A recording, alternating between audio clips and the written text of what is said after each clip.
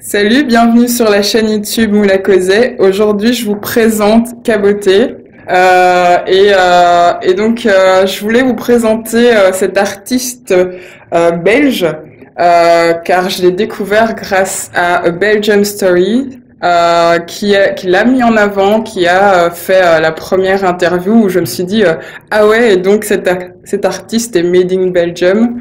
Au fur et à mesure des mois, j'ai suivi ses textes sur les réseaux, ses interventions, et ça me parle en fait la manière dont tu écris, et je me suis dit que la communauté avait besoin aussi d'écouter et d'entendre ce que tu as besoin et ce que tu partages dans ton... Parce que tu te définis plutôt comme un écrivain. Ouais. Moi, au départ, je disais poète, slammer.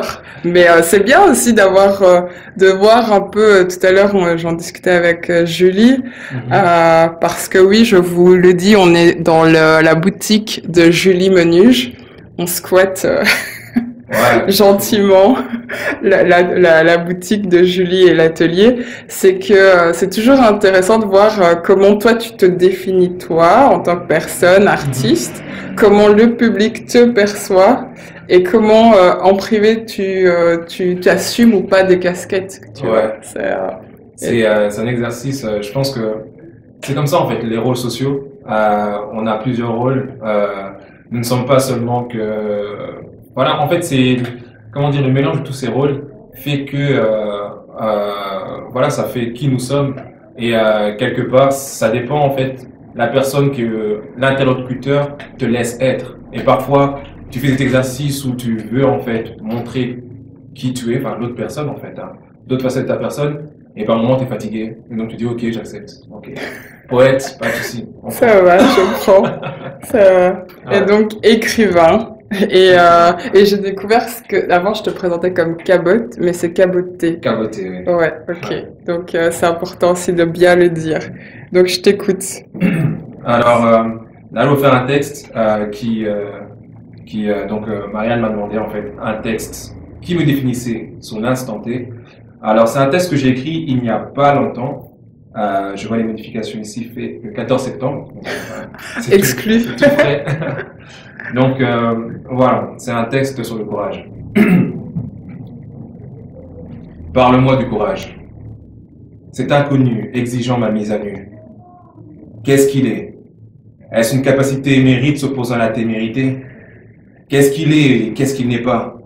Les questions s'entrechoquent. Je me heurte à ces ponctuations détruisant le pont entre la parole et l'action. Aide-moi à trouver des réponses. Aide-moi à vaincre mes questions.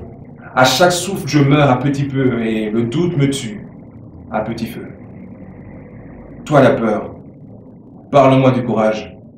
Dois-je te dépasser ou t'accepter afin de le connaître ou le reconnaître? Dois-je abandonner qui je suis ou le tuer afin de naître? Réponds-moi, je te prie, ton silence brise ma confiance. Réponds-moi. Laisse-moi te parler du courage. Ne me fuis pas. Moi, la peur, je suis ton meilleur professeur. Le courage est ton souffle de vie. C'est la première bouffée d'air ayant brûlé tes poumons. Ce sont tes premiers pas ayant foulé ce monde. Le courage est la chose la plus précieuse dont je suis la gardienne. Le courage est d'avancer dans tes questions en sachant qu'elles contiennent des réponses. C'est savoir être détruit sans s'effondrer. Avancer vers cet horizon sans limite. Accroche-toi à cette vision. Ton courage est le tien et ne peut être imité. Continue à courir vers ce que tu crois. Ce n'est qu'en chemin que nos forces croissent. Sache aimer sans retenir ni posséder ou être possédé. Le courage n'a pas de forme et se retrouve dans diverses formes. Il est ce contenu sans contenant mais qui contient. Ta vie elle-même est le fruit de la bravoure de la création. Tu es un acte de foi. Moi, la peur, j'ai vu des hommes aimés aux portes de la mort. J'ai vu des femmes renoncer à un amour par amour, ainsi que des enfants donner leur vie sans que leur âme ne meure. Le courage n'est que ma face cachée. Il faut vous noyer en moi afin de le rencontrer. Le courage n'est pas absence de peur, mais transcendance de celle-ci. Le courage, c'est savoir reconnaître son reflet sur le miroir de la vie. même lorsque votre vue se fait. Merci. Que j'ai à te poser, c'est qu'est-ce qui a fait que tu t'es lancé dans l'écriture, puisqu'au départ, toi, de formation, t'es juriste, donc oui, au niveau, tu sais écrire, tu connais les codes, mais comment tu as commencé à te dire, ok, je vais en créer une esthétique personnelle, un message. Okay. En fait, je pense pas qu'il y ait eu un plan au premier abord. Ça a toujours été des portes qui s'ouvraient à moi, et puis c'était libre à moi en fait de traverser ces portes. Voilà, je suis juriste de formation. C'est clair que là-bas, il n'y a pas de place pour un certain niveau. Hein. Il n'y a pas de place pour la création, la créativité, etc. Mais ça a été vraiment, en fait, j'ai toujours écrit. J'ai d'abord, comme je dis souvent, j'ai été l'écrivain du lecteur que j'étais, en fait. Parce que j'avais besoin d'écrire, j'avais besoin de lire certaines choses, de me dire certaines choses, et à travers l'écriture, j'ai pu me sauver, j'ai pu m'apaiser, j'ai pu en fait trouver une thérapie à travers l'écriture. Et au fur et à mesure, en venant sur Bruxelles, j'ai découvert les scènes slam, et là, je me suis dit pourquoi pas écrire pour partager ces textes-là. Et c'est comme ça en fait qu'au fur et à mesure, j'ai commencé à écrire, j'ai commencé à partager, d'abord sur Internet et puis en public. Et entre le fait d'écrire chez toi tout seul et le partager sur une soirée slam ou de prose, qu'est-ce qui fait que tu te dis ce texte-là, je vais pouvoir le faire passer du solo au collectif, au partage? Oui, je pense que c'est le feeling, la vibe. Je pense que certains textes sont faits pour rester sur la feuille, d'autres sont faits pour être partagés. Ça dépend en fait du rythme, de la mélodie du texte. Certains textes sont bien à dire, d'autres sont meilleurs à lire. Quand je dis à lire, c'est pour les lecteurs.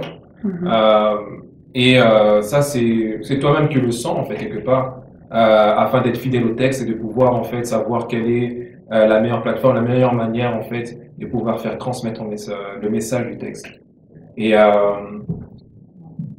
ça a été vraiment ce que je dis souvent aussi, c'est je ne partage jamais un texte que je n'ai pas surmonté. C'est-à-dire mes textes sont vraiment introspectifs et parfois de l'ordre on pourrait croire de l'ordre de l'intime, mais je ne partage jamais un texte lorsque je n'ai pas guéri en fait des blessures dont je parle sur ces textes-là.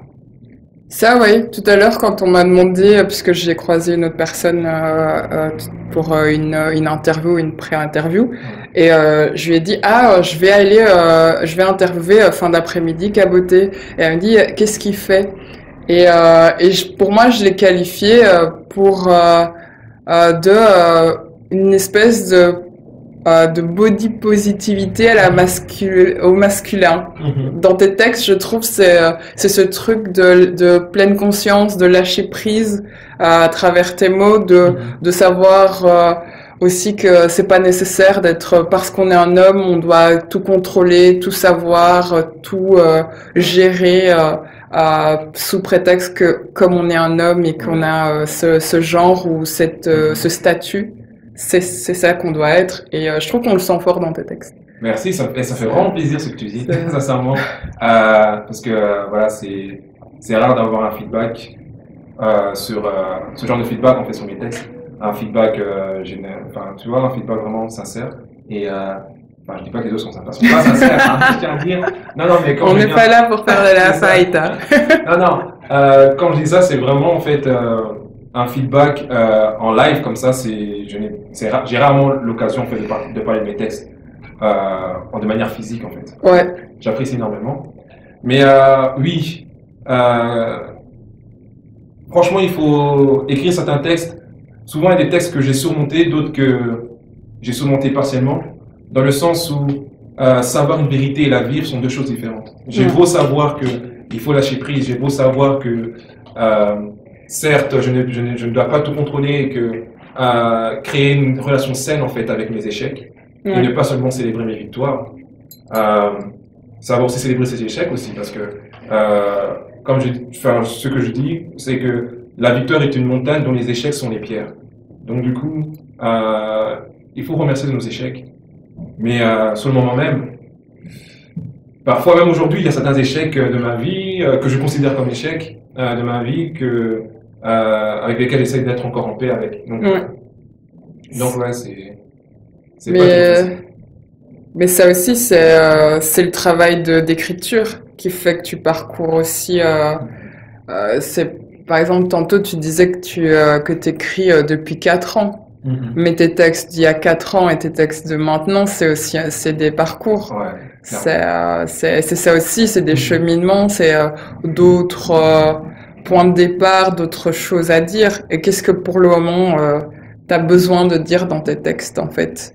C'est un peu plus ciblé ou intime, mais je me demande, ouais. Pour le moment, qu'est-ce que je pourrais dire pour le moment? La patience. La patience et comme le texte le dit, le courage. Il faut du courage pour être patient.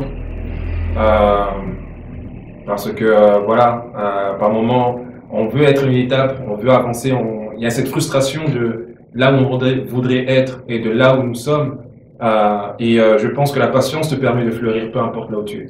La patience te permet d'accepter, d'apprécier cet endroit où tu pousses. Ça ne veut pas dire que tu appartiens à cet endroit. Ça veut dire que tu peux en fait retirer le meilleur de ces endroits-là pour en fait pousser. Comme on dit, le contentement ne veut pas dire qu'on apprécie l'endroit où nous sommes. Le contentement nous permet en fait de grandir, reconnaître en fait les bons et les mauvais côtés, tout en sachant que je n'appartiens pas à cet endroit.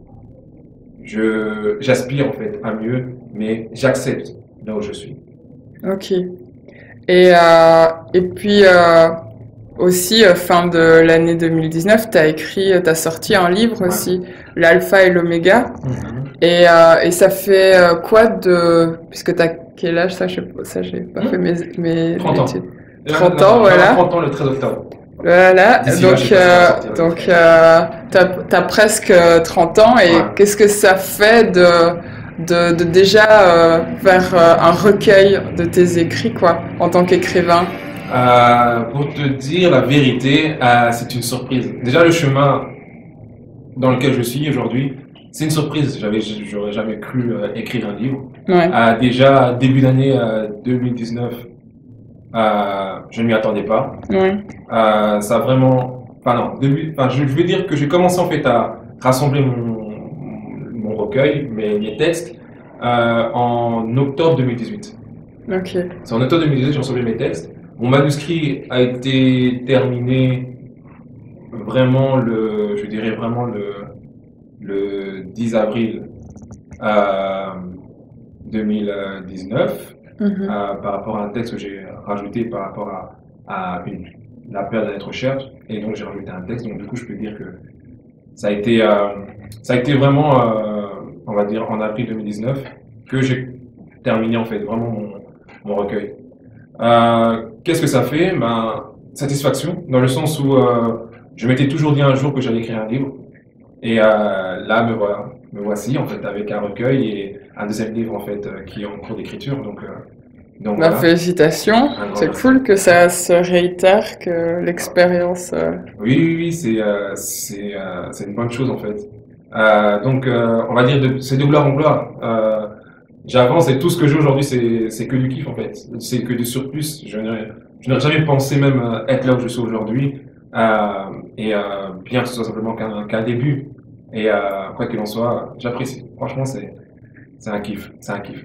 Et mais c'est un peu la même question, mais quel texte tu te dis, ah oui, mais là, ça fera partie de ce processus, l'alpha et l'oméga, et quel texte ne pourrait pas se retrouver dans ce recueil, ouais. Donc, la sélection, est-ce que tu avais un mood, comment tu le présenterais, quoi, ce recueil de... Qu'est-ce qui a fait que ces textes se sont retrouvés compilés dans ce recueil? En fait, ce recueil, c'est... pour moi, un texte, un poème, c'est une photographie de l'âme de l'écrivain. à un moment donné, à un instant T de sa vie. Et donc, lorsqu'on parcourt un recueil, lorsqu'on parcourt par exemple un recueil ou bien un roman, peu importe, un texte littéraire, c'est comme en fait parcourir un album photo de l'âme en fait de l'écrivain. Et ce texte-là représente un parcours, ce recueil représente un parcours, un cheminement qui a été fait dans un espace de 2 à 3 ans, à travers lesquels voilà, il y a des histoires, des textes qui me concernent personnellement, d'autres qui concernent la vie d'amis, de proches ou d'inconnus que j'ai croisés et qui ont quelque part laissé une trace en moi. D'ailleurs, du coup, ce texte, je pense que tout ce que j'ai écrit pendant ces années-là, j'ai rassemblé ça en fait dans un recueil. Et il faut savoir que j'écris jamais mes textes. Je pense que lorsque j'écris un texte, je mets du temps, ou bien je suis très exigeant avec moi-même. Donc, ce que je considère comme un texte, voilà, ça diffère. J'ai beaucoup de textes, mais peu de textes que je considère comme des textes. Ouais, bah, c'est un process, quoi. Voilà. Tu le mûris, tu le retravailles. Et ce que tu présentes, par exemple, sur ton compte Instagram, que je vous invite à suivre, je le mettrai dans la barre de description et juste en dessous. C'est un aboutissement, quoi. Il y a des brouillons avant, quoi. Même pas. En fait, Instagram, c'est un outil pour moi pour rester connecté avec mon art. Ok. Et donc, ce que je mets sur Instagram, ce sont souvent des pensées que j'ai eues et que je mets en forme de prose ou bien en forme en fait de poème. Donc, du coup, Instagram est vraiment un outil pour moi de partage de réflexion poétique. Et comment, du coup, un partage de ton art, mais comment toi, qui es artiste, tu parviens si on veut, à fédérer autour de ton art que ce soit sur les réseaux, sur les représentations en tant que slammer, comment tu parviens à fédérer autour de toi, de tes mots? Parce que un musicien, bah voilà, c'est la musique, mais c'est pas encore très répandu que des personnes se déplacent ou suivent des personnes pour leurs écrits, quoi, je veux dire. Parce on a l'habitude de voir des citations tous les jours, mais qu'est-ce qui fait qu'on va te suivre? Qu'est-ce que tu crées comme émulsion, quoi? Premièrement, il y a d'abord l'aspect réseau, ok? Je pense qu'il y a énormément de très bons écrivains sur les réseaux, mais parfois tout texte n'est pas fait pour être mis sur les réseaux, en tout cas pas sous certaines formes. Donc du coup, il faut vraiment savoir quoi partager et où partager. Notamment Instagram, c'est le visuel qui joue. Ma page, il y a un visu. Donc du coup, souvent, ça catch en fait à l'œil. Après, pour d'autres, par exemple pour toi, ce sont des stories, des story time, etc., qui font que tu as quelque part une relation beaucoup plus intime avec tes followers, auxquels moi je n'ai pas cette relation-là. Ouais, mais on te cite quand même. J'ai remarqué que des fois on te paraphrase. Ah, je peux le remettre et dire que c'est de toi. Je me dis déjà carrément ça devient des punchlines ou des trucs. Gloire à Dieu. Mais franchement, c'est comme je dis, c'est ça pour ça. Je n'ai pas de stratégie. Tout ce que j'ai fait, c'est être authentique avec moi-même et me dire ce qui me représente, c'est ça. Que vous preniez, que vous ne preniez pas. Personnellement, ça m'est égal. Mais c'est moi, m'accepter tel que je suis. Maintenant, concernant les personnes qui viennent voir les prestations lorsqu'elles sont faites, je pense que c'est aussi, beaucoup de personnes veulent savoir quelle est la personne derrière le texte. Quel est l'auteur, en fait. Savoir aussi sa manière de penser. Et je pense que là vient la différence. C'est savoir s'exprimer, l'oratoire est très important. Savoir s'exprimer aussi, avoir une identité artistique. Parce que tu peux avoir du talent, mais ne pas avoir une identité artistique.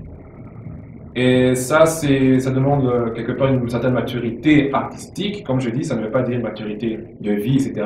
Mais c'est savoir où tu en es dans ton art, qui tu es et qu'est-ce que tu veux représenter. Le message que tu veux représenter. Et c'est quoi ton message du coup? Puisque pour pouvoir avoir ton identité, tu as dû te poser cette question. Mon message,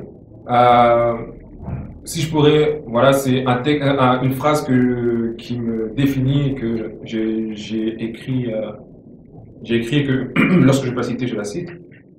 C'est ce n'est pas parce qu'il ne voit pas ta lumière que tu ne brilles pas. Dans le sens où il faut savoir se connaître et ne pas chercher à être reconnu. Savoir avoir ton identité, savoir qui tu es, et simplement en te conquérant que tu pourras en fait changer le monde et changer le monde autour de toi. Je pense que chacun de nous a un impact. Et ce n'est pas parce qu'en fait on ne voit pas cet impact, ou bien les gens ne nous disent pas cet impact, que l'on n'en a pas. Voilà pourquoi le meilleur travail, c'est un travail qu'on a sur nous-mêmes. C'est savoir être toi, te conquérir et vivre ta vie pleinement. Avoir des remords, mais pas de regrets. Oser, parce que le remords c'est oser et au final te dire, au final j'aurais fait ça différemment, mais nous ne sommes pas parfaits. Et une personne qui a des remords, c'est une personne qui a vécu de manière imparfaite, certes, mais à ce moment-là elle pensait faire le bon choix. Et une personne qui a des regrets, c'est une personne qui n'a pas vécu et qui se dit j'aurais dû faire ça, j'aurais dû. Et en restant sur les j'aurais dû, sur tes regrets, quel est l'impact que tu as apporté? Quelle est l'action que tu as fait? Quel est le pas que tu as fait et qui, quelque part, a changé en fait une destinée, changé une vie? Et voilà. Et pour terminer, si on visualise Caboté dans 3 ou 5 ans, tu le vois où? Je vois. Où, comment, Comment? Heureux. Heureux. Ça, premièrement. Et pour les projets ou quoi, je ne sais pas, mais il y a des conférences sur différents sujets et continuer à essayer de faire la différence dans le monde autour de moi. Donc, voilà. Ok, super. Et pour clôturer l'interview, est-ce que tu peux nous refaire un petit texte, pour allez, comment dire, finir ton idée, puisque t'as eu le premier texte où c'était à cet instant T, Ouais. qu'est-ce que tu es, qu'est-ce que tu penses, etc. Et si jamais tu devais clôturer un slam ou quoi, Ouais. tu clôtureras avec quel texte? Ok, là tu me poses pas une colle, mais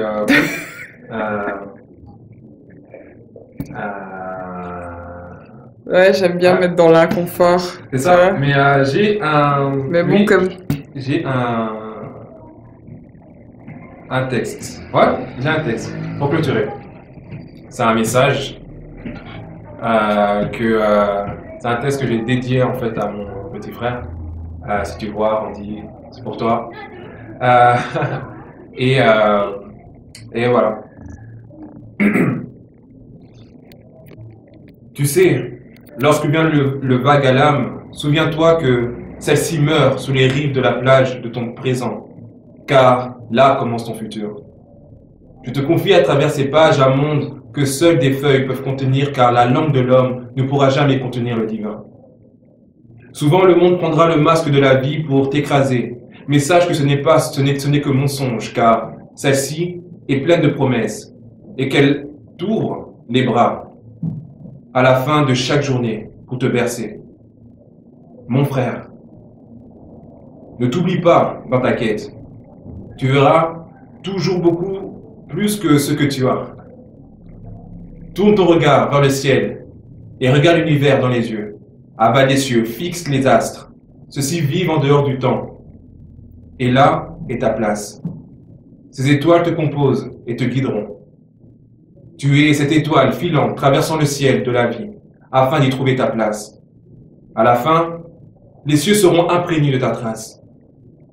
Concernant ton futur, sache que celui-ci n'est pas un rêve, mais une graine que tu couvres, que lorsqu'en toi, tu la trouves. Nourris-la de cette eau qui a rendu fou même les plus sages d'entre nous, celle qu'on appelle la foi, celle qui permet de regarder au-delà de ce qui se voit. De mal nous est pas promis. Lorsque sonneront les trompettes, tout ce qui comptera sera d'avoir vécu du mieux que l'on ait pu. À toi, mon frère. Nous avons grandi, sans parole d'amour, mais n'avons jamais manqué d'affection. Alors ne nie pas ton cœur dans tes moments d'affliction. Ne te renie pas dans ce monde où leur réalité n'est que fiction. À toi, mon frère. Je te remets ce monde contenu sur papier. Puisses-tu t'y réfugier lorsque tu te perds dans cette forêt de ciment. T'en fais pas, tu retrouveras tes sentiments. Tu resteras à jamais mon frère d'âme. Nous avons souvent caché nos larmes, mais jamais n'avons lâché les armes, ni jeté l'éponge face à la conquête de nos songes. Être sage, c'est savoir être faible quand il le faut. Être un homme, c'est savoir faire face à ses sentiments. Leur virilité est fausse. À toi, mon frère, nous n'avons jamais conjugué le verbe aimer. Alors pour toi, je deviendrai ce verbe, car celui-ci n'est pas parole vide, mais des paroles qui se vivent. À toi, mon frère d'âme. Merci. Merci beaucoup, franchement. C'était super de t'interviewer et d'ouvrir la saison des interviews pour le blog. Et j'espère que vous avez apprécié découvrir l'univers de Caboté et de son travail, ses inspirations, son pourquoi en fait. Parce que c'est ça les interviews, c'est que vous découvriez le cheminement de personnes inspirantes, en tout cas qui m'inspirent moi. Et donc voilà. Et je vous dis à la semaine prochaine pour une nouvelle vidéo. Et je sais pas si tu as quelque chose à en rajouter, mais c'est pas obligé.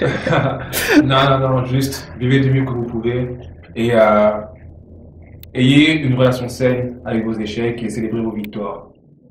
C'est important. Voilà. Bye bye.